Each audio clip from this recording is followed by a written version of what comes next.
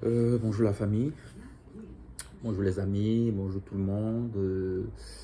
C'est toujours franchement un plaisir de pouvoir retrouver tout le monde le dimanche et pour pouvoir échanger continuellement sur sur des sujets donc j'ai l'habitude de choisir, sélectionner à l'avance pour pouvoir partager avec vous.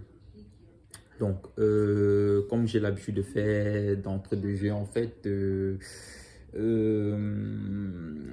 bienvenue à notre échange du dimanche. Et comme je le dis toujours, et ça, je vais toujours le répéter, ça, c'est pas une église, c'est pas une recherche de conversion, je cherche à convertir personne.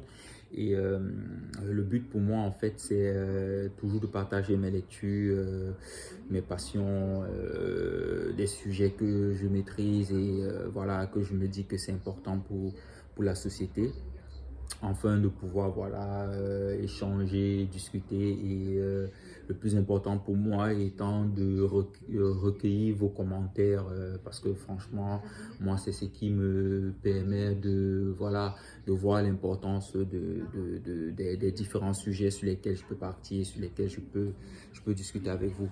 Bon, certains ont l'habitude de me dire que voilà j'échange sur des sujets qui sont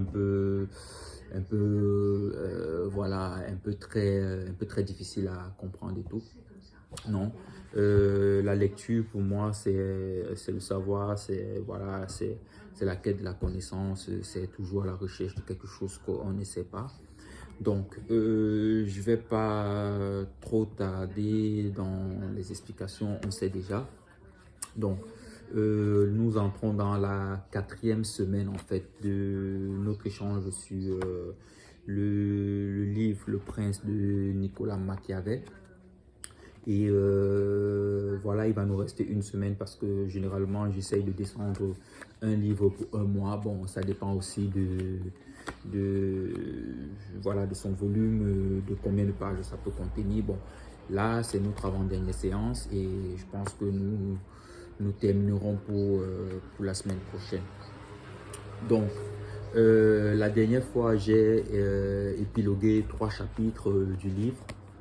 J'ai parlé de la monarchie civile du chapitre 9 en apportant quelques éclaircissements sur la pensée de l'auteur. Et à la suite de cela, j'ai parlé du chapitre 11 et du chapitre 17, autant pour moi, qui faisait référence à la monarchie ecclésiastique et c'était quoi? Et la pitié et la cruauté. Cruauté.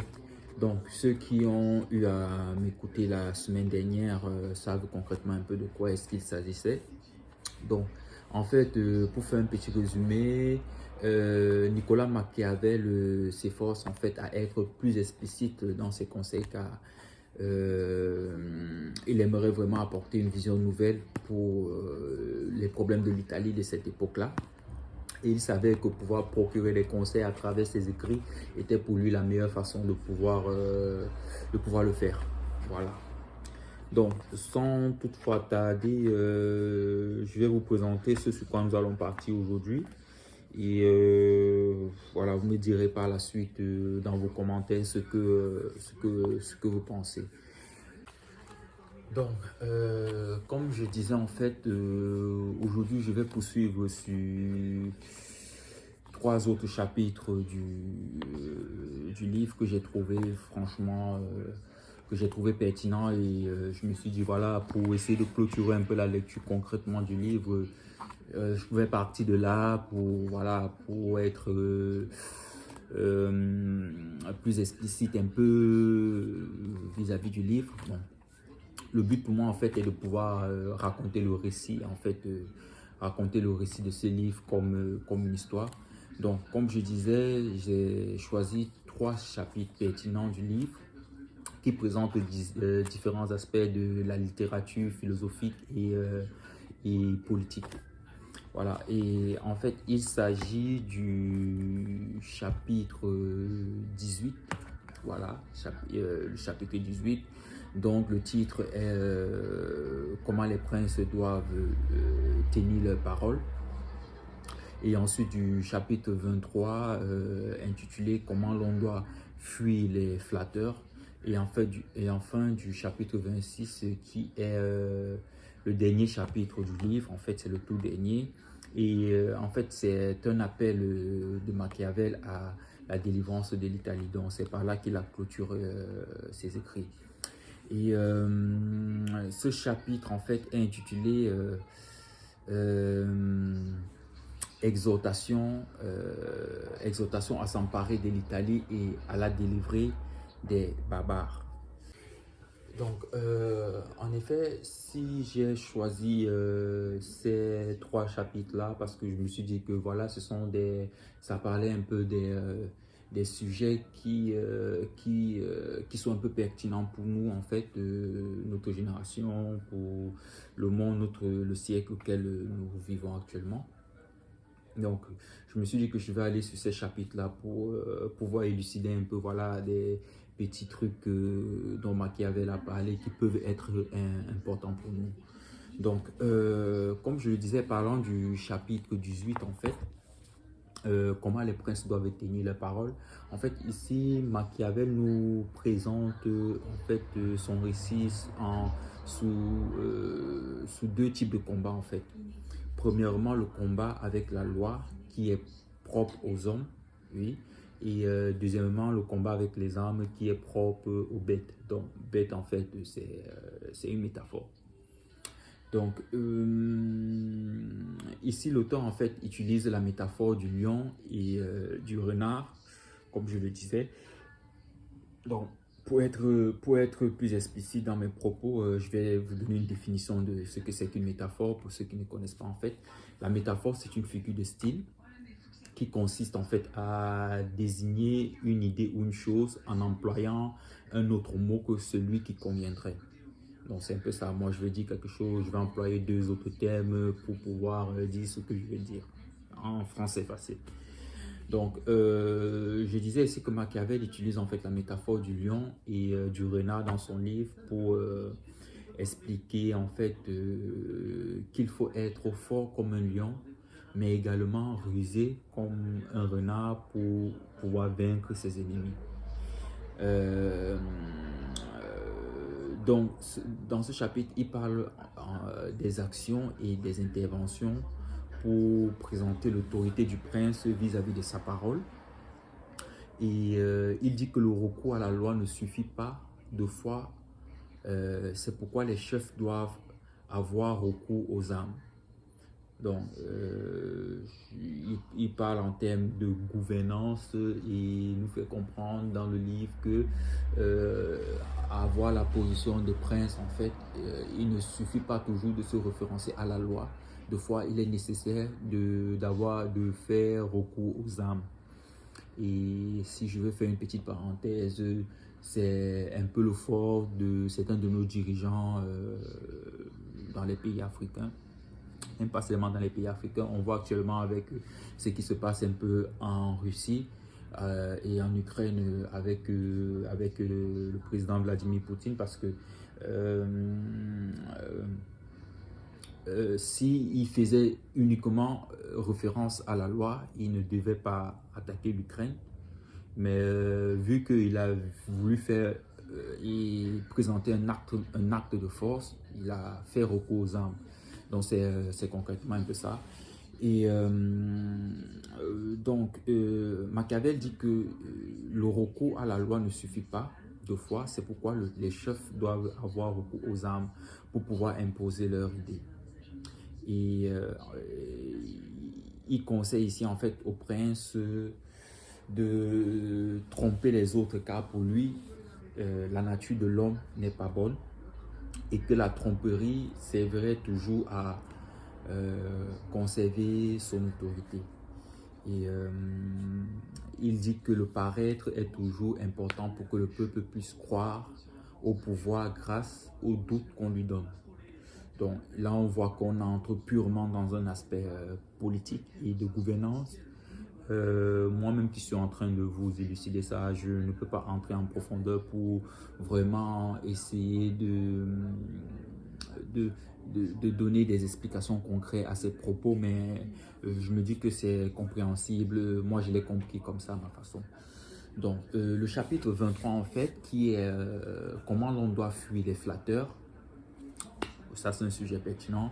Machiavel, dans ce chapitre, donne un conseil avisé et explique au prince que de la cour, explique en fait au prince que la cour est remplie des sujets. Donc, il y a plusieurs personnes dans la cour. En d'autres termes, quand on est dirigeant en fait ou haut placé, on a des personnes qui vont nous entourer pour nous conseiller en fait selon notre statut, mais pas en fait vis-à-vis de la situation qui est présente.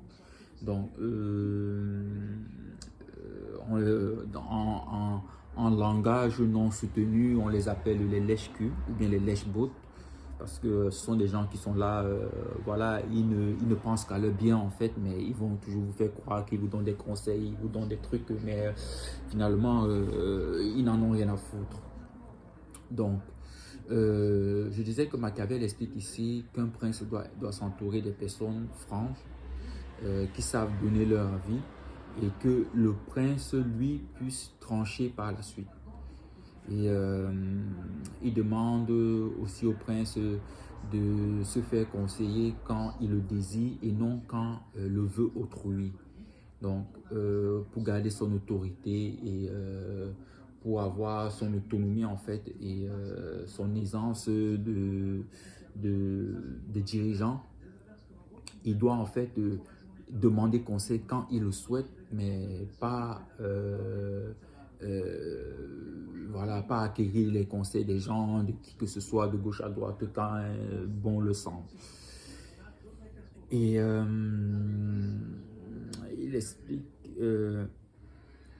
en fait, il explique ici qu'un prince qui n'est pas sage ne se fera jamais bien conseiller, car la décision finale doit toujours être prise par lui-même pour imposer son autorité. Donc c'est un peu ce que je disais. Et qu'il doit pouvoir trier les conseillers qu'on lui donne, les conseils qu'on lui donne en fait pour le bien du pays. Donc, il y a ces différents conseils que il essaye de procurer là, il essaye de donner, il essaye de voilà, il essaye de présenter en fait au prince de l'Italie de cette époque-là pour que chacun d'entre eux puisse concrètement voilà, savoir comment est-ce qu'ils peuvent se présenter, ils peuvent tirer conseil de tous ces, voilà, de tous ces conseils-là. Et donc le chapitre 26, c'est le dernier chapitre du livre. Le chapitre 26, c'est le tout dernier du livre. Et dans ce chapitre, en fait, Machiavel fait une exhortation, c'est un peu comme un appel au secours, un appel à l'aide, en fait, au prince de s'emparer de l'Italie en prônant, en fait, l'unification. Et il demande, en fait, de délivrer l'Italie des barbares. Parce que, comme je vous le disais précédemment, le livre est écrit dans un contexte particulier et adressé au prince de l'Italie. Donc, il demande au prince de l'Italie de délivrer l'Italie car les choses ne vont pas bien. Et on sait bien que en cette période-là, en fait, l'Italie était sous l'emprise de d'autres États, quoi, comme peut-être l'Espagne et la France. Et il dit en fait qu'elle est esclave, qu'elle est asservie, qu'elle est divisée, qu'elle est sans chef, sans ordre, battue, dépouillée, déchirée et envahie. Donc tout ça pour un pays, apparemment ça n'allait pas. Il demande en fait au prince d'ouvrir l'esprit et dit que le peuple est prêt à suivre celui qui portera le drapeau. Et moi, ayant lu le livre, sachant que Machiavel était un croyant, en fait, il termine son exhortation,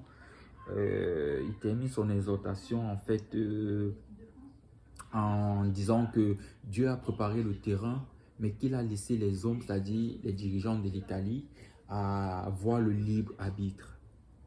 Donc, ici, Machiavel, en fait, encourage les princes à rassembler tout le monde pour prendre les armes et de se délivrer de l'oppression étrangère. Donc, concrètement, c'était l'explication que j'avais préparée aujourd'hui pour nous vis-à-vis du livre Le Prince de Machiavel. Donc, il va nous rester une séance. Il va nous rester une séance, la dernière pour la semaine prochaine. Donc, cette séance-là va consister en fait à présenter, à découper le livre dans son entier. Façon pour moi de vous, voilà, tout le monde, celui qui va suivre mes vidéos, quand il va prendre le livre Le Prince de Machiavel, il saura concrètement ce que c'est. Et sans avoir lu, il pourra avoir une idée et expliquer à qui que ce soit. Et je vais aussi vous présenter le prochain livre sur lequel je vais partir. Mais avant de terminer, je souhaite vous dire que je prépare quelque chose. Je prépare quelque chose de très passionnant. De très passionnant, j'en suis certain. Et je me préparerai énormément pour pouvoir voilà, le faire, cette vidéo-là. Et je suis sûr que voilà, il y aura des commentaires, j'en suis certain, parce que voilà, pour moi, c'est un sujet que je vais prendre qui nous concerne nous tous. Et voilà, je ne veux pas spoiler, je ne veux pas aller sur, voilà, sur trop d'explications. Je laisse le temps venir et quand le moment viendra, nous saurons concrètement de quoi est-ce qu'il s'agit. Donc, ceci était donc notre échange du dimanche 24 juillet. Je suis très content de pouvoir arriver à la fin de ce livre qui touche presque à sa fin. En fait, c'est pas très évident pour moi de vous transmettre voilà, les descriptions concrètes de mes réflexions. Mais je m'efforce à franchement faire des recherches pour être plus explicite et voilà, avoir un dialogue mieux compréhensible. Donc, comme je disais, la semaine prochaine, je vais clôturer le livre avec un résumé complet, voilà, en sachant que j'ai déjà expliqué la plus grande partie dans les vidéos précédentes. Donc, je ne vais pas être très long, il fait vachement chaud. Il fait vachement chaud. Il fait vachement chaud. Donc, peut-être aussi je ferai une vidéo sur la chaleur, qui sait. Donc, il fait vachement chaud et donc, du coup, je vous souhaite